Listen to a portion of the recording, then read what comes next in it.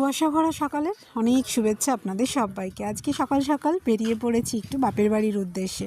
আসলে আমার মেয়ের জন্মদিনটা 1 মাস আগেই গেছে, কিন্তু তখন এক্সাম চলছিল বলে আর বাবা মাদের নিয়ে করা হয়নি, বন্ধুবান্ধবদের নিয়ে করা হয়েছিল ছোট করে।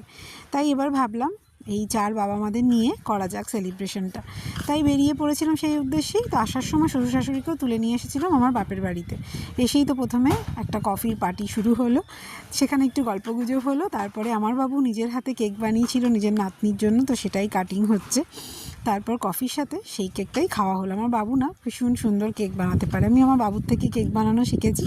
তো যাই হোক, তারপরে কফি টফি খেয়ে রান্না স্টার্ট করে দিয়েছি। আমি বাড়ি থেকে কিছুটা রান্না করেই এনেছি, আর কিছুটা এখানে করব। তা মাটনটা ম্যারিনেট করে নিয়ে এসেছিলাম, আর এখানে মা একটু জোগাড় করে দিয়েছিল, তো সেটাই চাপিয়ে দিয়েছি। কারণ একটু কাজ আছে, বেরোবো রান্নাবান্না করে ব্রেকফাস্টে ছিল কড়াইশুঁটির কচুরি। তো এই যে রান্না করতে লেগে পড়েছি, আর সঙ্গে কিন্তু গল্পও চলছিল। অনেকদিন পর সবার সাথে দেখা হলে বেশ ভালো মজাই হয়।